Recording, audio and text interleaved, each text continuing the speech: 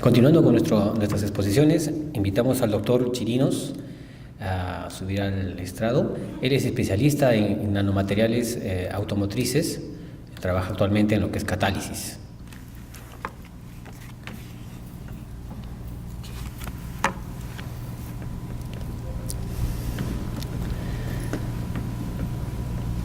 Con ustedes, el doctor Hugo Chirinos. Gracias.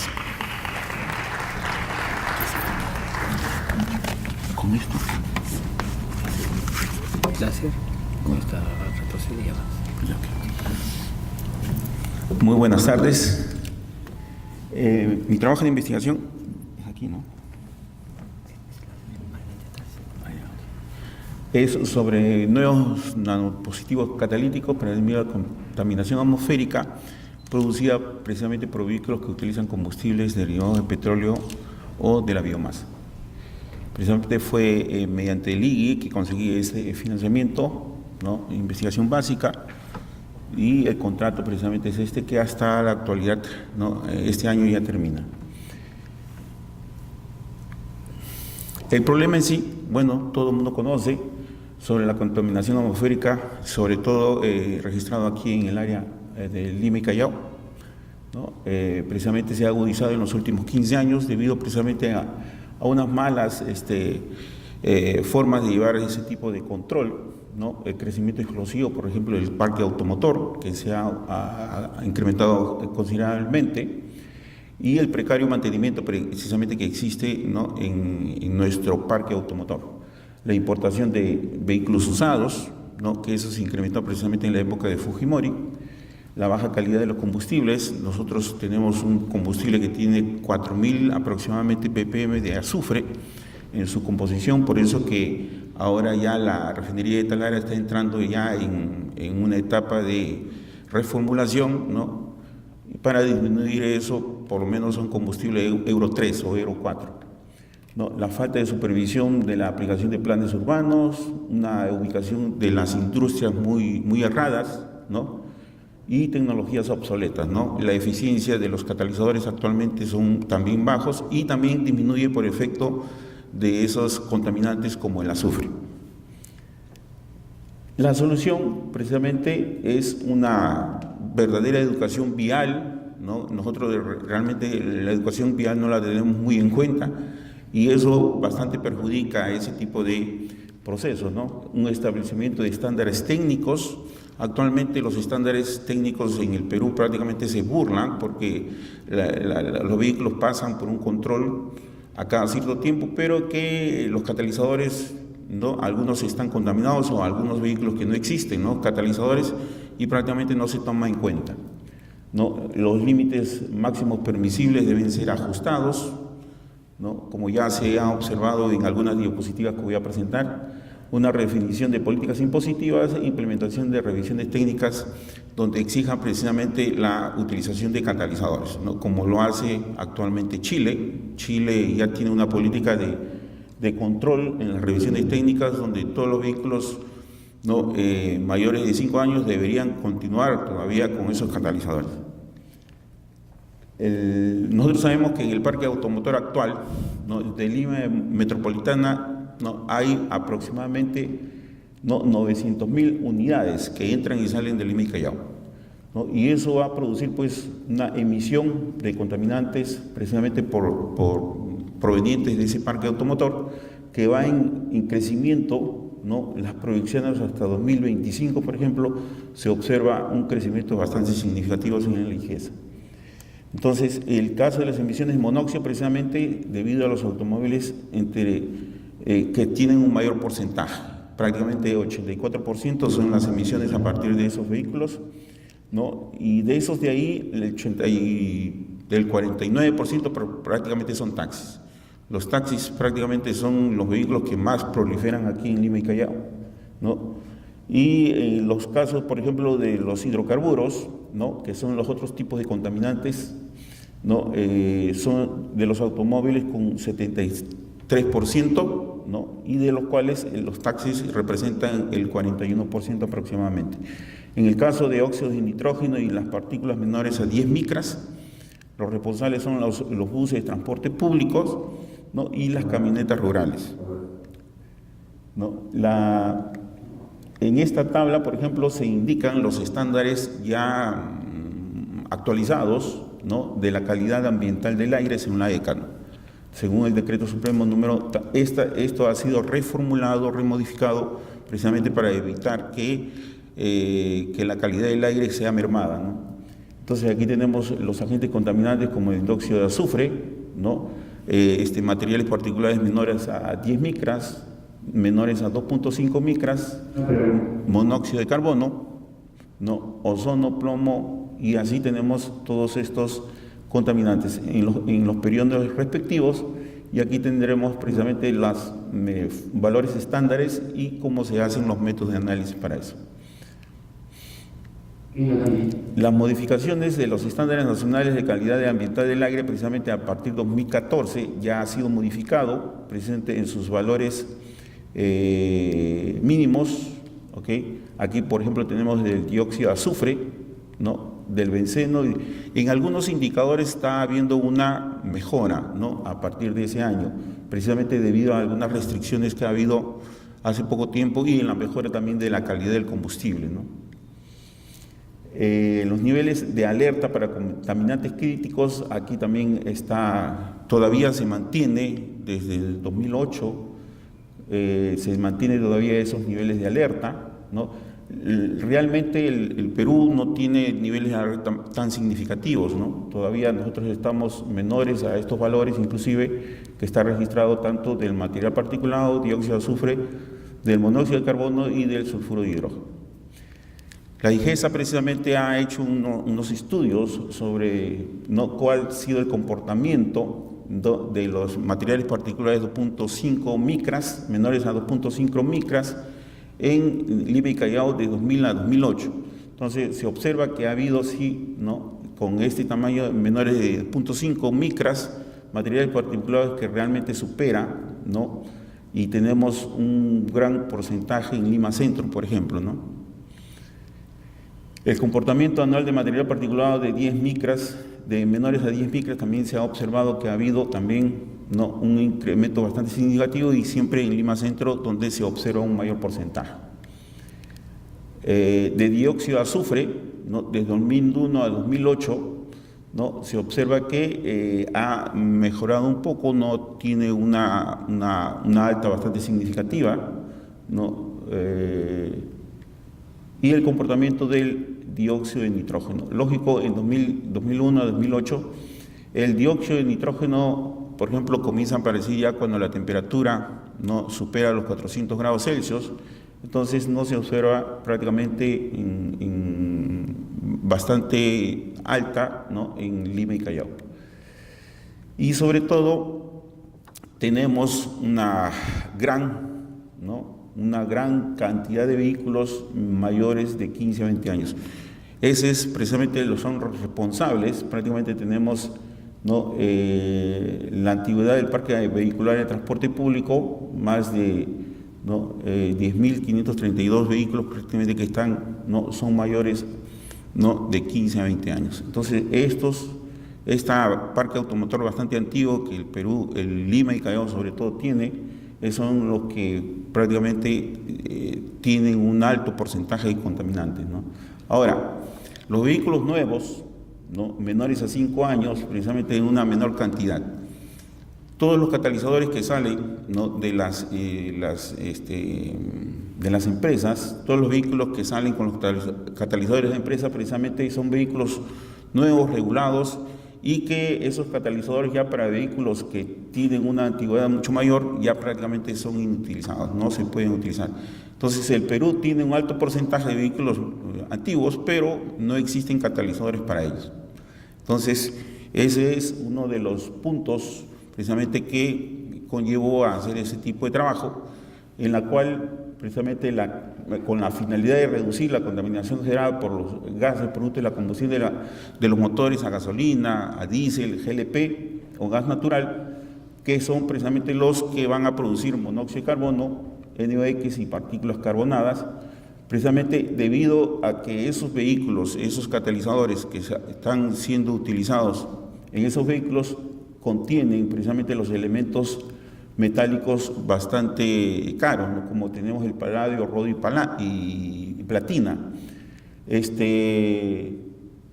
Y son fácilmente contaminados, ¿no? O sea, se observa que esos catalizadores realmente para una gasolina Euro 4 funcionaría bien, pero para una gasolina que tiene el Perú, que tiene más de 4.000 ppm de azufre, prácticamente estos catalizadores pueden ser desactivados.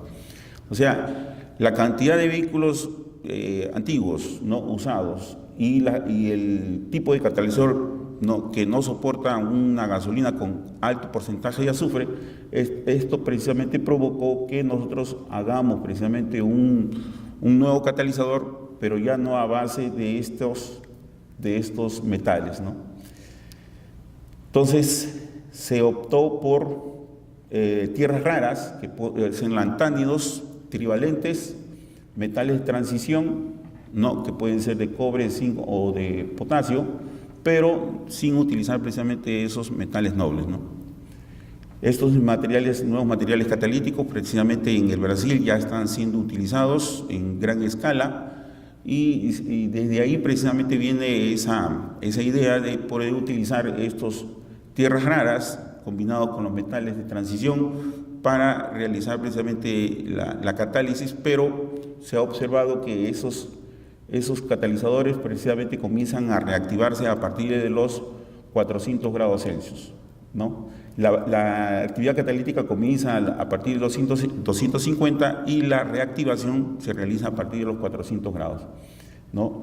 El costo de material prácticamente es bastante bajo, ¿no?, comparado con los existentes en el mercado, porque si nosotros queremos remover, porque a partir de año y medio, ¿no?, dependiendo de la calidad de la gasolina que nosotros tengamos, debemos remover estos catalizadores, pero el costo es altísimo, más de 3.000 soles deberíamos invertir para poder remover esos catalizadores y utilizar unos nuevos, ¿no? El costo del material no es de 50 a 60% menor, ¿no? Y nuestro parque automotor precisamente, ¿no?, que es antiguo, no posee precisamente catalizadores, dispositivos catalíticos que puedan soportar. Entonces, ¿cuál fue la metodología que se utilizó con respecto a la preparación precisamente de un catalizador? Utilizando la técnica de coprecipitación o precipitación básica en materiales inorgánicos, ¿okay?, utilizando precisamente las técnicas de ácido base de Bronsted-Lewis. Con respecto a la impregnación, se utilizó precisamente una simple inmersión, o sea, partimos del trióxido de lantano, ¿no?, y con ácido nítrico hicimos precisamente la solución y después hicimos una precipitación y con los óxidos metálicos catalíticos, ¿no?, que pueden ser hemos hecho de cobre, de zinc, ¿no?, de potasio, vamos a tentar también con algunos de aluminio, ¿ok? Y después viene la impregnación, ¿no? En la impregnación significa la adherencia precisamente de ese precipitándose en una superficie de un material cerámico, que por ejemplo tenemos la cordierita. La cordierita es el metal cerámico más utilizado para ese tipo de catalizadores.